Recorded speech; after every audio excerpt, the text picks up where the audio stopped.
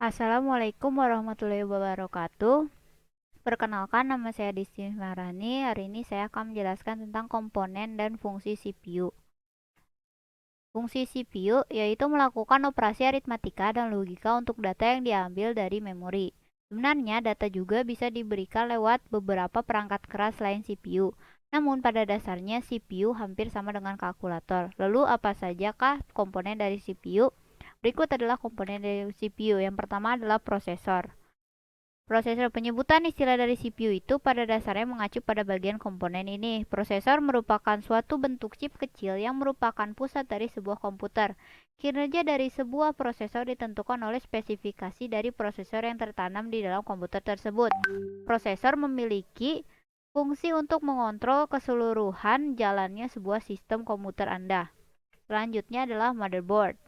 Motherboard merupakan komponen yang berfungsi sebagai tempat menyambungkan semua komponen komputer dan sesuai namanya, ini merupakan komponen ibu atau utama yang menyokong dan mendukung komponen lainnya. Jika diibaratkan, motherboard merupakan tanah yang dilandasi berdirinya sebuah bangunan. Graphic card. Graphic card atau VGA card yang juga dikenal sebagai kartu video atau tampilan atau adaptor grafis digunakan untuk memproses dan menghasilkan umpan gambar keluaran ke monitor atau tampilan komputer. Sebenarnya graphic card tidak terlalu dipermasalahkan bagi penggunaan harian kantoran karena beberapa prosesor sudah mulai bisa ditanamkan GPU juga. Prosesor ini dinamakan Accelerated Processing Unit atau disebut APU.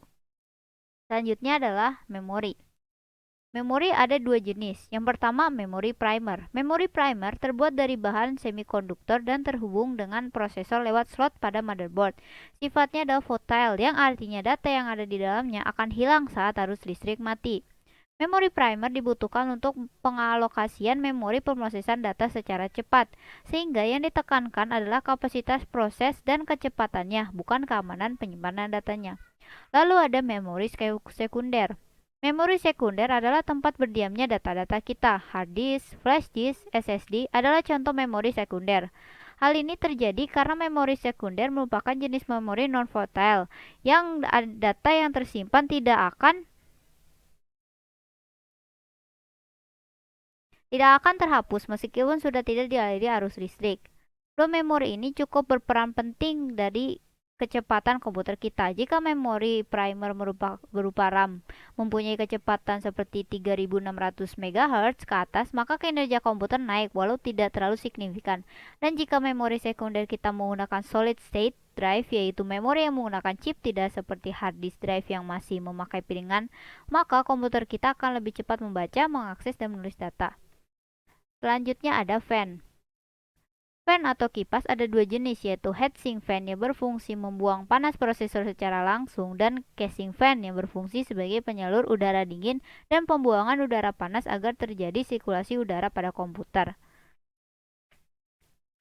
Lalu ada power supply. Power supply atau PSU merupakan bagian penting dari pengaliran listrik AC rumah kita ke komputer.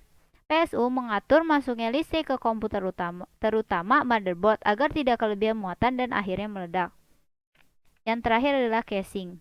Casing berfungsi sebagai tempat di mana motherboard diletakkan. Casing juga diperlukan agar sistem komputer tidak mudah terkena debu. Pada zaman sekarang, casing juga difungsikan sebagai ornamen utama yang membuat komputer kita terlihat lebih indah. Sekian presentasi dari saya. Mohon maaf bila ada salah kata. Wabillahi taufiq wa hidayah. Wassalamualaikum warahmatullahi wabarakatuh.